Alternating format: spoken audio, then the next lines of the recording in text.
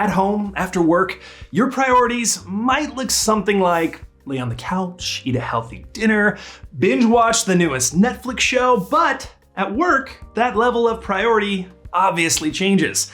At every level of an organization, there needs to be a way to set priorities and reprioritize projects.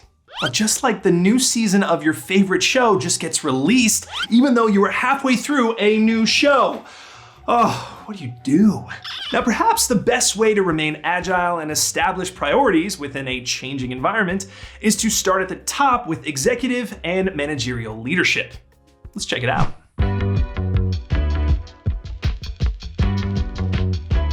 Hey there! Hi, my name is Eric from High Gear. At High Gear, we know that within any business or organization, priorities will change and adjustments will have to be made. So today I'm going to share with you how to rank and set strategic priorities. Let's start first with the importance of prioritization.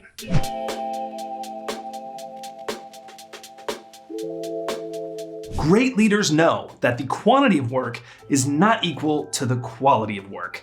We all know this because our mothers all told us every time we had a group project due. That was fun. At every level, trade-offs need to be made and work days need to shift and be reprioritized in order to have the greatest output and impact. One's company or individual philosophy regarding prioritization can impact what projects get done and when. I personally like this quote that Antonio Nieto Rodriguez, an expert in project management and strategy implementation, shared with Forbes. Prioritizing increases the success rates of strategic projects, increases the alignment and focus of senior management teams around strategic goals, clears all doubts for the operational teams when faced with decisions, and most important, builds an execution mindset and culture. So a standard to-do list can be extremely helpful for the overworked or directionless employee, but when it comes to making strategic priorities at an enterprise level, a more robust framework is needed. And rather than focusing on what's urgent or new, these frameworks will help you understand what's truly the most valuable and important. So now that you know the importance, let's talk about priority ranking.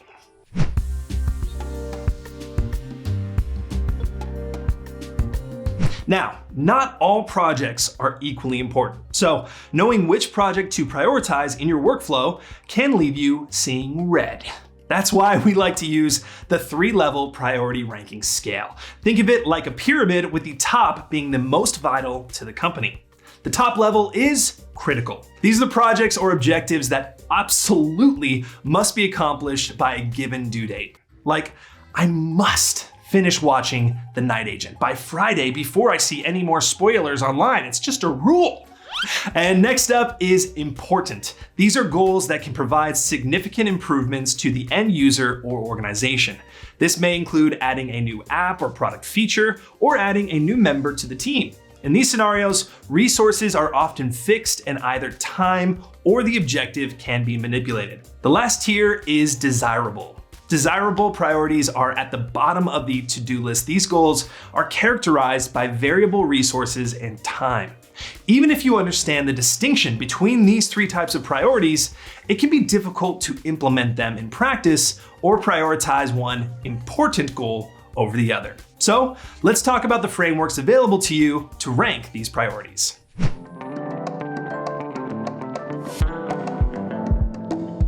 I'm going to share with you 5 popular priority ranking frameworks you can use. Number 1, story mapping. Story mapping is especially useful when developing or improving new product features. It's very simple to use and prioritizes user experience and satisfaction rather than internal perceptions of difficulty and value. Number 2, opportunity scoring. Based on Anthony Olwick's outcome-driven innovation concept, this method uses a graph to rank opportunities based on users' feedback. Number 3, buy a feature. I mean, it really sounds like we're playing Monopoly here, so buy a feature. So to play this game, first you create a list of features and assign each one a price. The price is determined based on the estimated time, money, and effort needed to execute it. Next, a group is assembled and each member is given a set amount of money or tokens to spend on each feature or project. Once everyone has cast their votes by way of spending, the projects which have received the most money are prioritized first. Yes, pass go, and yes, you may collect $200. Love Monopoly. Great game. Number 4, rice.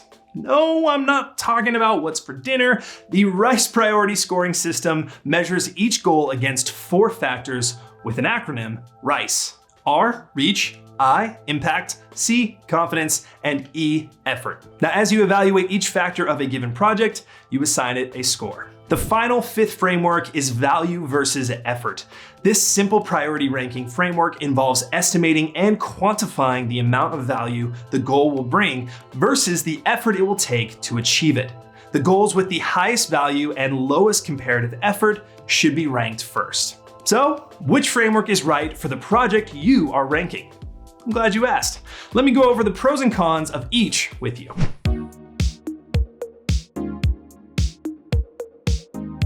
Frameworks can be useful to bring in stakeholders from various teams, use their opinions and perspectives, and walk away with an agreed upon quantified rank of priorities. Now, the status or type of a priority may automatically place it above others, critical versus important versus desirable. But when you do use a framework for ranking, it's important to know the pros and cons of each so you know when and where to use that specific framework.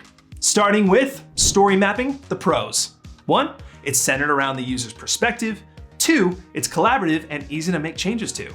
The cons. 1, it doesn't take into account value or complexity. Number 2, opportunity scoring. The pros. 1, it's very easy to visualize. Number 2, it's centered around the user's perspective. The cons, it doesn't take into account value or complexity. Number 3, by a feature. The pros, this exercise can be done among an internal team or with users. The cons, the features are only decided internally. It does not leave room for customers to choose or suggest new features, and it can be difficult to coordinate. Number 4, RICE. The pros, this method requires that each goal is smart.